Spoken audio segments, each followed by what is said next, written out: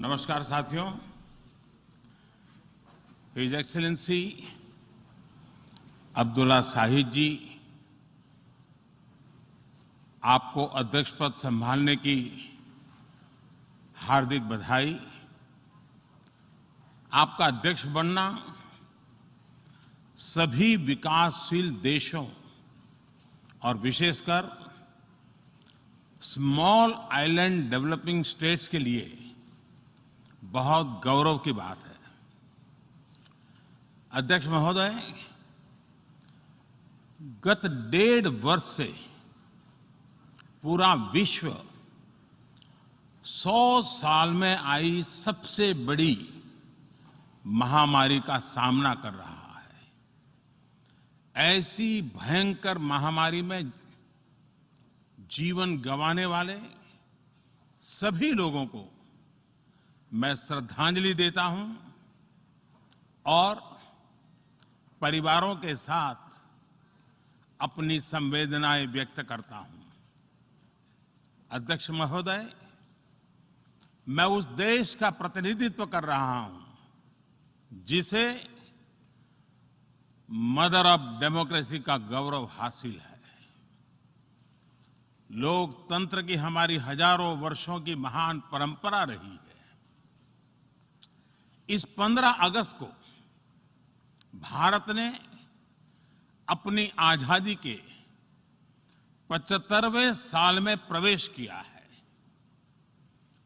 हमारी विविधता हमारे सशक्त लोकतंत्र की पहचान है। एक ऐसा देश जिसमें दर्जनों भाषाएं हैं, सैकड़ों बोलियां हैं, अलग अलग रहन सहन खान-पान है। ये वाइब्रेंट डेमोक्रेसी का बेहतरीन उदाहरण है।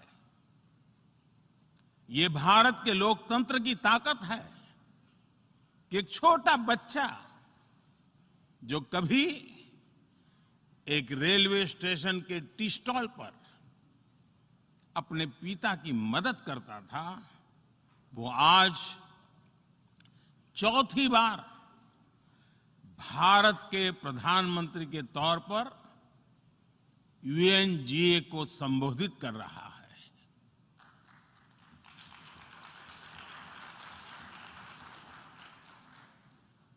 सबसे लंबे समय तक गुजरात का मुख्यमंत्री और फिर पिछले 7 साल से भारत के प्रधानमंत्री के तौर पर मुझे हेड ऑफ गवर्नमेंट की भूमिका में देशवासियों की सेवा करते हुए 20 साल हो रहे हैं। और मैं अपने अनुभव से कह रहा हूं, yes, democracy can deliver. Yes, democracy has delivered. अध्यक्ष महोदय, एकात्म मानव दर्शन के प्रणेता पंडित दीनदयाल उपाध्याय जी की आज जन्म जयंती है। एकात्म मानव दर्शन यानी इंटीग्रल ह्यूमनिज्म, अर्थात स्व से समष्टि तक विकास और विस्तार की सहयात्रा। Expansion of the self, moving from individual to the society, the nation and entire humanity। और ये चिंतन अंत्योदय को समर्पित है।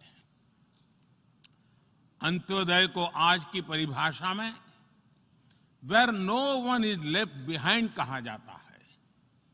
इसी भावना के साथ भारत आज इंटीग्रेटेड, इक्विटेबल डेवलपमेंट की राह पर आगे बढ़ रहा है।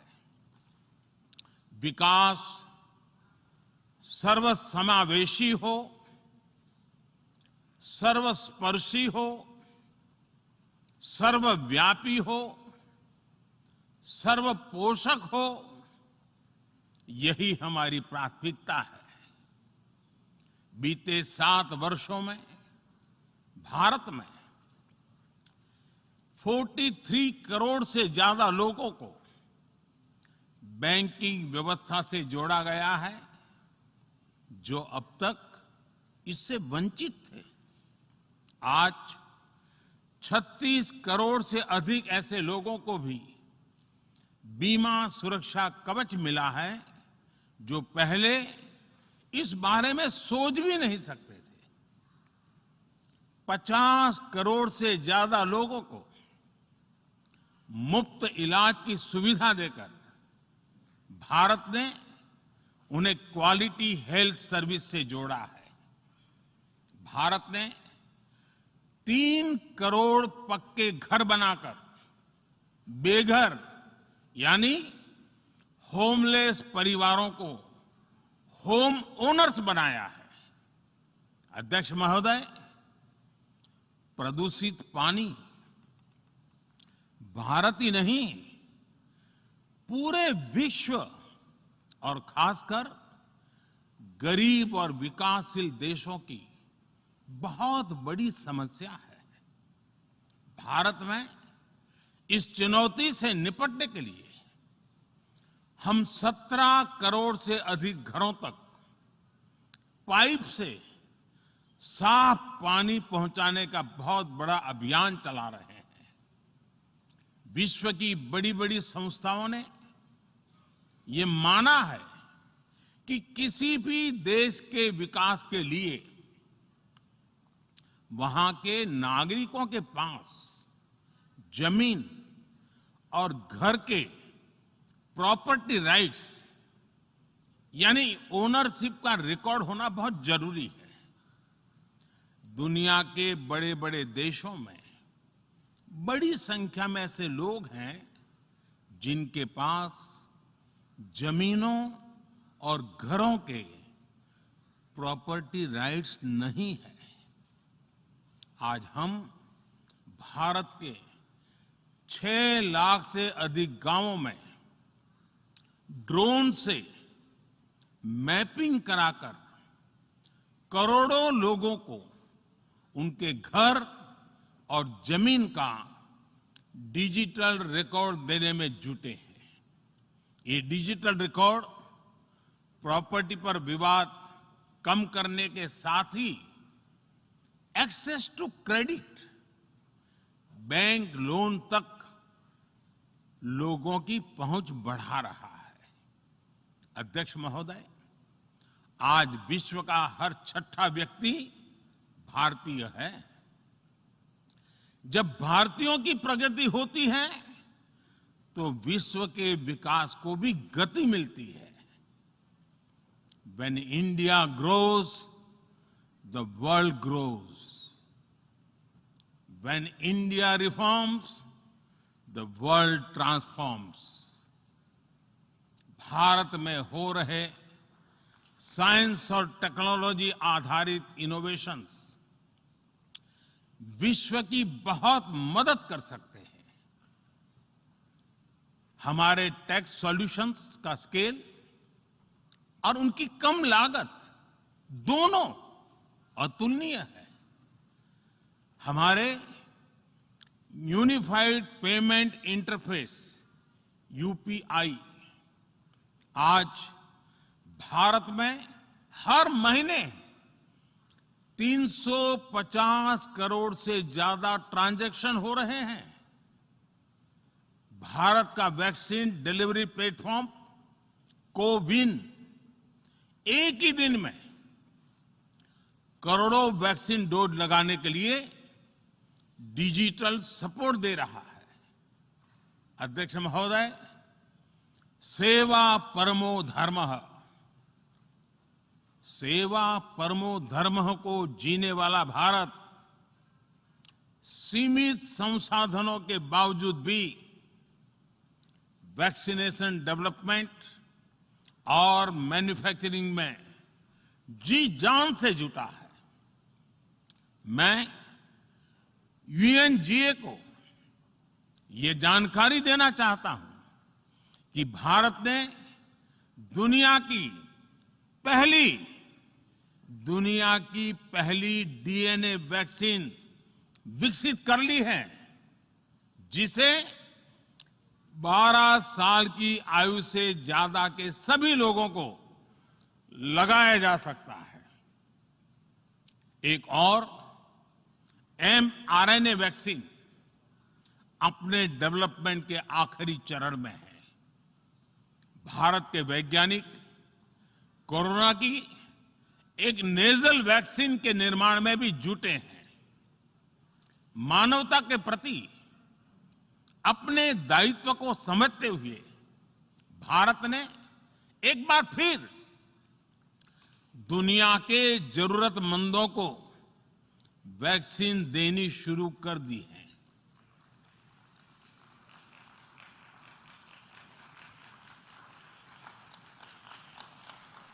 मैं आज दुनिया भर के वैक्सीन मैन्युफैक्चरर्स को भी आमंत्रित करता हूं, कम मेक वैक्सीन इन इंडिया। अध्यक्ष महोदय, आज हम सब जानते हैं कि मानव जीवन में टेक्नोलॉजी का कितना महत्व है, लेकिन बदलते हुए विश्व में टेक्नोलॉजी विथ डेमोक्रेटिक वैल्यूज, ये सुनिश्चित करना भी आवश्यक है।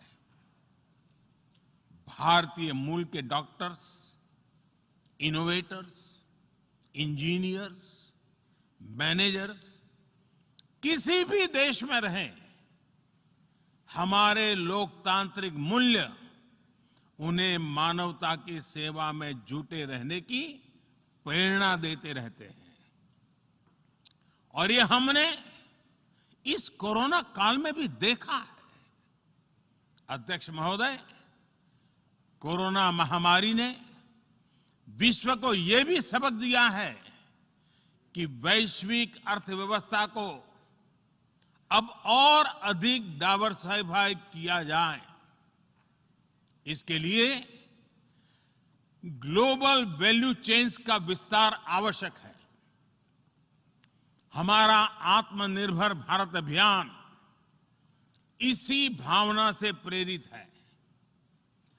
ग्लोबल इंडस्ट्रियल डाइवर्सिफिकेशन के लिए भारत विश्व का एक लोकतांत्रिक और भरोसेमंद पार्टनर बन रहा है। और इस अभियान में भारत ने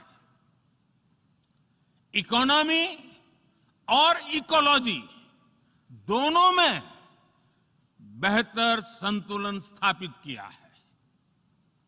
बड़े और विकसित देशों की तुलना में क्लाइमेट एक्शन को लेकर भारत के प्रयासों को देखकर आप सभी को निश्चित ही गर्व होगा।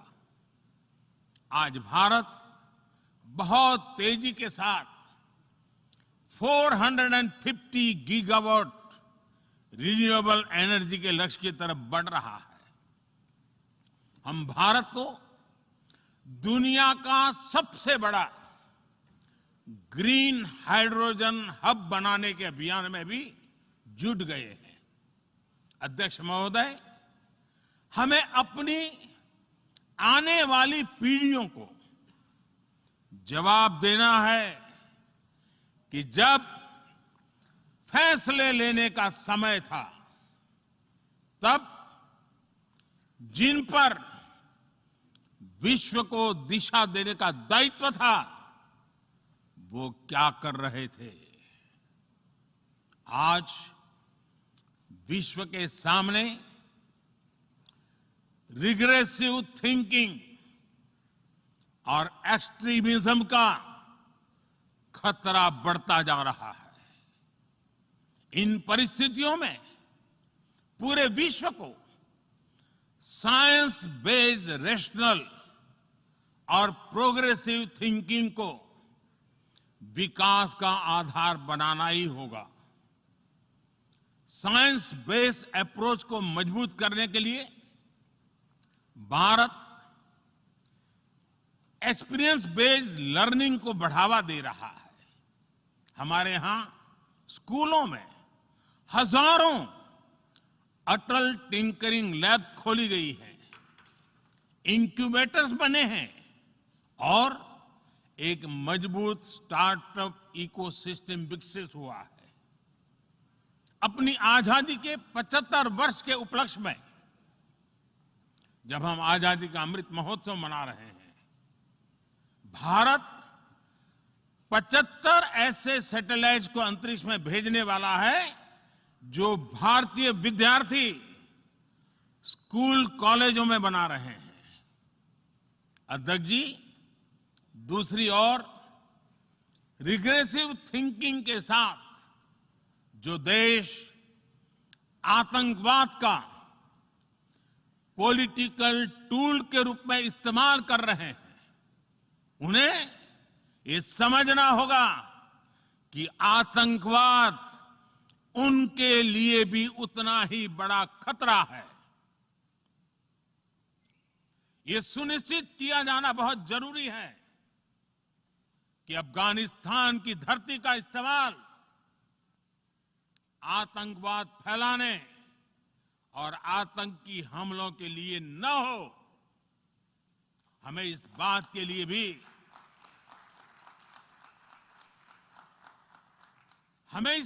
लिए भी सतर्क रहना होगा कि वहां की नाजुक स्थितियों का कोई देश अपने स्वार्थ के लिए एक टूल की तरह इस्तेमाल करने की कोशिश न करें। इस समय अफगानिस्तान की जनता को, वहां की महिलाओं और बच्चों को, वहां की माइनॉरिटीज को मदद की जरूरत है और इसमें हमें अपना दायित्व निभाना ही होगा। अध्यक्ष महोदय, हमारे समंदर भी हमारी साझी विरासत है, इसलिए हमें यह ध्यान रखना होगा कि ओशन रिसोर्सेज को हम यूज करें, एब्यूज नहीं। हमारे समंदर अंतर्राष्ट्रीय व्यापार की लाइफलाइन भी है। इन्हें हमें एक्सपांशन और एक्सक्लूजन की दौड़ से बचाकर रखना होगा। रूल बेस्ड वर्ल्ड ऑर्डर को सशक्त करने के लिए अंतर्राष्ट्रीय समुदाय को एक सुर में आवाज उठानी ही होगी। सुरक्षा परिषद में भारत की प्रेसिडेंसी के दौरान बनी विस्तृत सहमति विश्व को मैरीटाइम सिक्योरिटी के विषय में आगे बढ़ने का मार्ग दिखाती है। अध्यक्ष महोदय, भारत के महान कूटनीतिज्ञ आचार्य चाणक्य ने सदियों पहले कहा था, कालातिक्रमणात् काल एव फलम पिबति। जब सही समय पर सही कार्य नहीं किया जाता तो समय ही उस कार्य की सफलता को समाप्त कर देता है। संयुक्त राष्ट्र को खुद को प्रासंगिक बनाए रखना है तो उसे अपनी इफेक्टिवनेस को सुधारना होगा, रिलायबिलिटी को बढ़ाना होगा। यूएन पर आज कई तरह के सवाल खड़े हो रहे हैं। इन सवाल को हमने क्लाइमेट क्राइसिस में देखा है, कोविड के दौरान देखा है, दुनिया के कई हिस्सों में चल रही प्रॉक्सी वॉर, आतंकवाद और अभी अफगानिस्तान के संकट ने इन सवालों को और गहरा कर दिया है।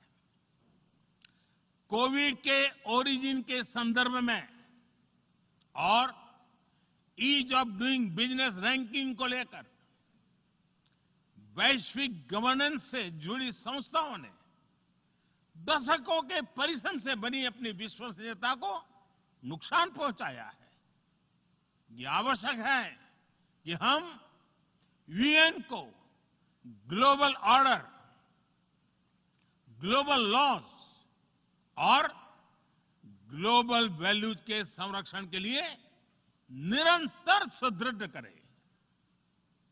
मैं नोबेल पुरस्कार विजेता गुरुदेव रविंद्रनाथ टैगोर जी के शब्दों के साथ अपनी बात समाप्त कर रहा हूं। शुभो कर्मोपोथे, शुभो कर्मोपोथे, धोरो निर्भयो गान, सौब दुर्बल सौन्योस होक अवसान।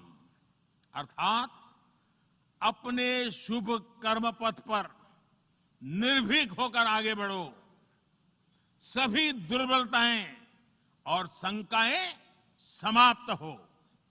ये संदेश आज के संदर्भ में संयुक्त राष्ट्र के लिए जितना प्रासंगिक है, उतना ही हर जिम्मेदार देश के लिए भी उतना ही प्रासंगिक है।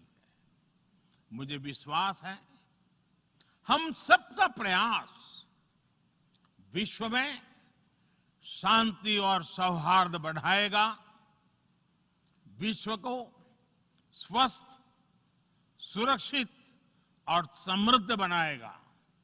इन्हीं शुभकामनाओं के साथ बहुत बहुत धन्यवाद। नमस्कार।